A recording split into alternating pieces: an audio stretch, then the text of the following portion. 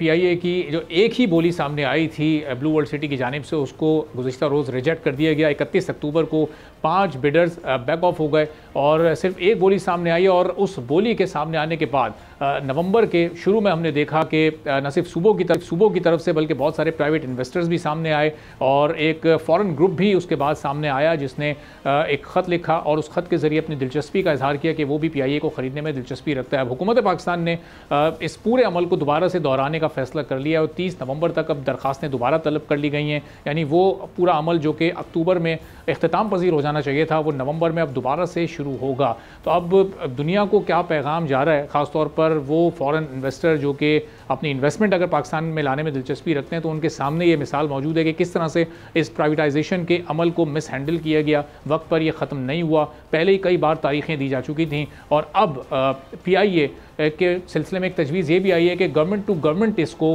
अगर किसी और मुल्क के सुपुर्द किया जाता है तो शायद वो एक बेहतर पीआईए को चलाने के लिए सिलसिला हो सकता है। इस पूरी सूरत हाल पर हम गुफ्तगू करेंगे। नुमान अब्दुल मजीद साहब हमारे साथ मौजूद हैं। तो नुमान साहब, प्राइवेटाइजेशन की बात आईएमएफ भी करता है, एसओईज़ को जितना जल्द से जल्द आप जो हमारी इकॉनमी पर एक बोझ है उससे अगर अलग कर देंगे तो हमारी इकॉनमी भी मज़ीद ग्रो कर सकेगी। लेकिन ये प्रेसिडेंट जो सेट करती जा रही है हमारी गवर्नमेंट, खासतौर पर पीआईए की प्राइवेटाइजेशन में, ये किस नौयत का है और फिर जो इन्वेस्टर्स हैं उनका मोराल किस हद तक डाउन होगा इस सूरत हाल में? देखिए, पिछले बात देखा है पर क्लैरिटी नहीं थी हमारे पास कि वो होगा या नहीं होगा।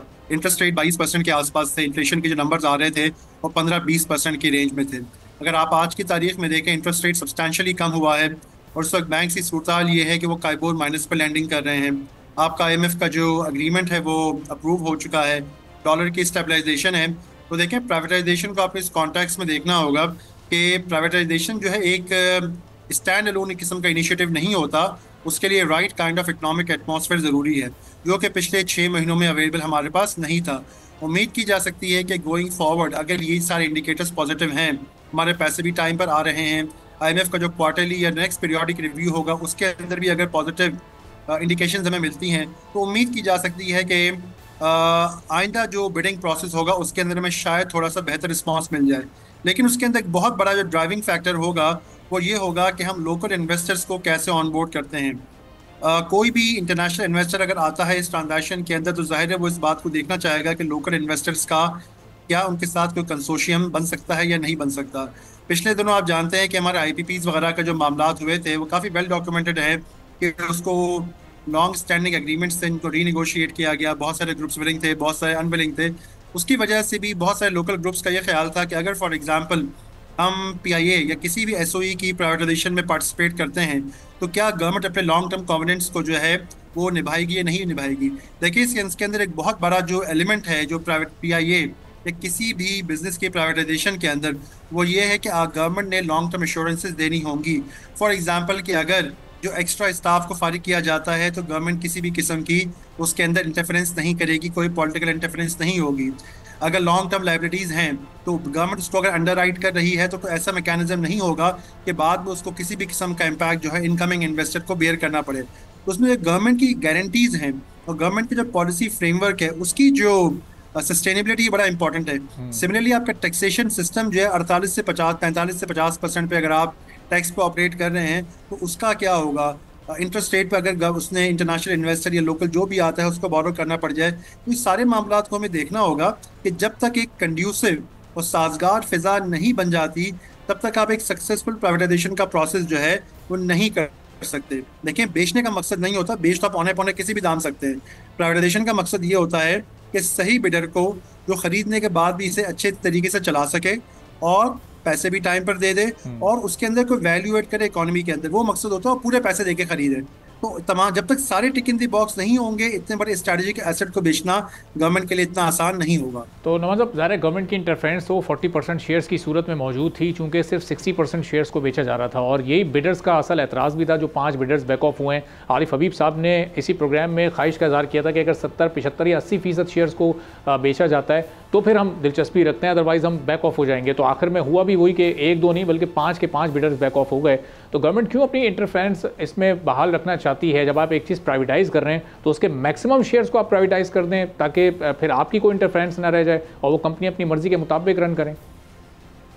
अच्छा, मुझे इसमें ये लगता है कि हमारा जो प्राइवेटाइजेशन का जो गवर्नमेंट का माइंडसेट है वो बहुत ही old school sort of mindset है। मिसाल दूं मैं आपकी इसकी कि हमारी अक्सर बात होती है कि हम लॉस मेकिंग इंटरप्राइजेस को तो जो है हम प्राइवेटाइज करेंगे, लेकिन हम प्रॉफिट मेकिंग इंटरप्राइजेस को जो है वो प्राइवेटाइज नहीं करेंगे। दुनिया भर में जो आपने जिक्र किया अल-फरीब साहब का या पाकिस्तानी ग्रुप्स का, ये बड़ा माइंडसेट जो है ना प्राइवेट इन्वेस्टर का चेंज हो गया है। प्राइवेट इन्वेस्टर जो है ना वो आधा तीतर आधा पडेर किस्म की सूरत हाल में काम नहीं करना चाहते कि एक तरफ तो प्राइवेट अपने इदारे को प्राइवेट सेक्टर के तौर पर भी चलाना चाहे और साथ ही साथ गवर्नमेंट के नॉमिनीज जो है वो बोर्ड ऑफ डायरेक्टर्स में बैठ के आपके डिसीजंस को वीटो कर रहे हों, वहाँ पे आपके लिए मसले मसाइल खड़े कर रहे हों। तो ऐसा नहीं होता। या तो स्ट्रैटेजिक एक्विजिशंस होती हैं और जहाँ पे सिग्निफिकेंट जो माइनॉरिटी के अंदर सिग्निफिकेंट माइनॉरिटी में या स्मॉलर मेजॉरिटी के अंदर जो इन्वेस्टर आते भी हैं तो वो बहुत ही प्रोफेशनल इदारों में आते हैं कि जहाँ पे बेसिकली उनको इस बात का अंदाज़ा होता है कि कॉर्पोरेट गवर्नेंस फ्रेमवर्क्स बहुत अच्छे चल रहे हैं, कंपनीज प्रॉफिटेबल हैं, ऑपरेशनल हैं, और जहाँ रेडिकल ओवरहॉल की रेडिकल चेंजेस की ज़रूरत नहीं होती। अब पीआई जैसे इदारे हैं जिसमें आपको फंडामेंटल रिस्ट्रक्चरिंग्स करनी होंगी, चाहे लोग हैं, चाहे ऑपरेशनल हैं, चाहे वहाँ का प्रोक्योरमेंट सिस्टम है, हर चीज़ का। अब मसला ये भी है कि गवर्नमेंट की जो ये प्रोक्योरमेंट्स है पीआईए की, वो बहुत सारे इदारों के अंदर जो है ना वो स्प्रेड आउट है। मतलब बहुत सारे इदारे पीआईए के अंदर जो ना स्टेक होल्डर्स हैं, उनके इंटरेस्ट हैं, उसके अंदर वो इन्वॉल्वमेंट है। और मसला ये भी होता है कि रेजिस्टेंस ब्यूरोक्रेसी की तरफ से भी रेजिस्टेंस होती है कि अगर जो है ये पूरी इदारे को प्राइवेटाइज कर दिया गया तो ज़ाहिर है कि सारे जो शॉर्ट्स होंगे, सारा प्रोसेस होगा प्रोक्योरमेंट का, परचेजिंग का, वो सारा जो है वो नया इन्वेस्टर करेगा। और नया इन्वेस्टर चाहता है कि वो किसी भी किस्म की चीज़ को जो है वो गवर्नमेंट के हाथों में ना छोड़े। तो मेरा ख्याल है कि ये एक रेडिकल माइंडसेट में का चेंज है। गवर्नमेंट अभी तक जो प्राइवेटाइजेशन की मेरे ख्याल जो ओल्ड स्कूल मॉडल पे चल रही है, इस पे काम नहीं चलेगा। अगर आपने प्राइवेटाइजेशन करनी है और आज के ज़माने के लिहाज से करनी है तो मैं तो यहाँ तक कहूँगा कि 20% में नहीं, आपने 100% प्राइवेटाइजेशन करनी होगी। आप यकीनन जो बिडर्स हैं, जो बायर्स हैं, उससे परफॉर्मेंस गारंटीज ले लें, आप परफॉर्मेंस बेंचमार्क्स ले लें, चाहे वो लाइबिलिटीज़ की के लिए हों, चाहे वो लोगों के हवाले से हों, चाहे वो नए इन्वेस्टमेंट के हवाले से जो भी हैं, और आप उसके जो है पेनल्टीज़ का और मॉनिटरिंग का मैकेनिज्म रखें। लेकिन ये सोचना कि एक तरफ आप प्राइवेटाइज भी कर देंगे और साथ ही साथ गवर्नमेंट उसके अंदर इंटरफेयर भी करती रहेगी, तो ये मामला नहीं चल सकता। सब्सक्राइब करें और बेल दबाएं ताकि कोई खबर रह न जाए।